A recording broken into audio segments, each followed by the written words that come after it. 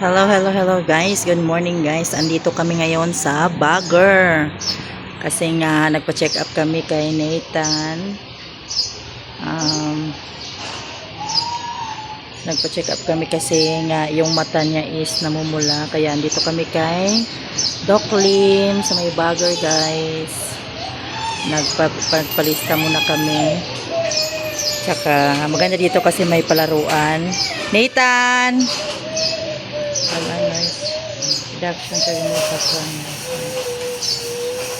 Yan siya guys, naglalaro siya. Yan. Malapit lang bahay ni Anbangs dito guys. Dito kami nag-ano kasi medyo malapit lang sa amin, kaya dito na lang kami nagpa-check up. Yan, may mga palaruan. Nathan! Tan! Nathan! Ano mo siya guys, oh. Dito kami kay Doc Lim. Dali ko, Tan. Yan mo yung mata niya guys, oh. Yan mo yung mata niya, oh, namumula.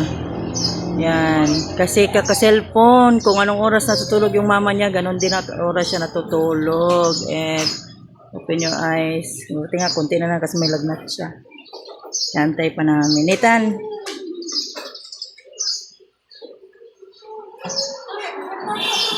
Yes, kaya nagpalista muna kami. Nathan! Hindi kami nakaligo ng swimming pool guys kasi nga dapat maligo kami ngayong Sabado. Kaso lang, yung bata is Tan! Tanawa! Pungko ba? Tarong. Diri, ito bang? Nathan. Yan. Yan, mayroong doctor. Maganda ito palang camera nito guys. Yan. Siya guys, nag-jacket ako kasi nagmotor lang kami papunta dito. Yan. Ayan, ganda ng aking camera. Yan, nagubuo na siya ng sapatos. Hindi po red lips tayo ngayon guys kasi nga mamadali tayo para ipa-check up yung ating anak. Sige Nathan. Ay, top purpose supposed to be the recording. Takot daw siya. Sige. Dako na kay Katan.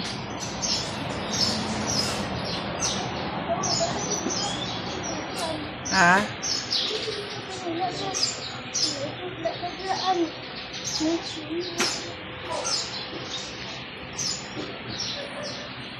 Yan.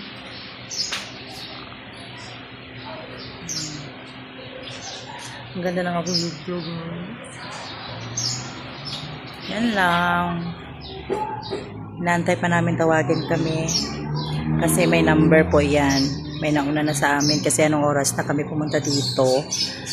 That's why.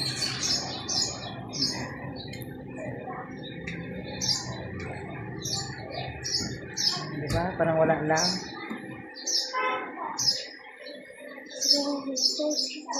Nathan! Wala! Ay, nako. Ipuyo, bagi paningot na ka.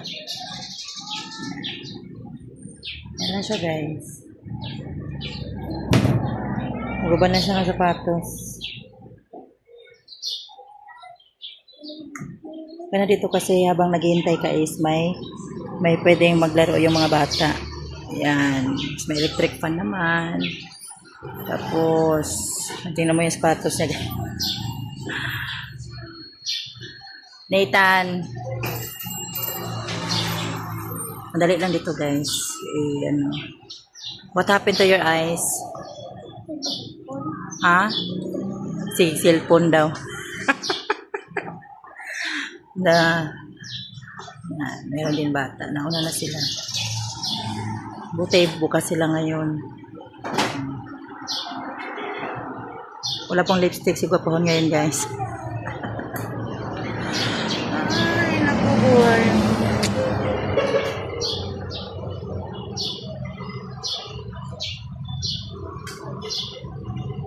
Pwede mo singutan. Siya. Malapit lang dito kina Anbangs, guys. Mga 5 minutes na lang. Pag-motor lang kami, hindi kami nagsasakyan kasi nga yung Banabels ko, ayaw sana kami ihatid. Kaso, sabi ko, mahal ng pamasahe ngayon. Tapos, wala maghatid sa amin. Kaya hinatid niya kami kanina, guys.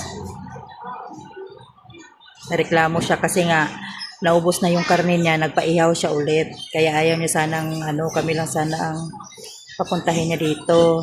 Kasi ayaw kong pumayag. Kasi nga, pagsabong is, umaalis naman siya sa tindahan niya. Tapos yung anak niya is pula yung mata. Tapos ayaw niya kami hita dito. Ay talagang magre-rebelde si Gopahon, guys. Talaga. Di ba? Maldita lang. Yan. Okay guys, thank you for watching. Please like and subscribe. Kung hindi pa kayo nakasubscribe kay Rachel Gopahon Vlog, mag-subscribe na kayo kasi libre lang naman yan, guys. Hit the notification bell para updated po kayo everyday sa aking upload everyday.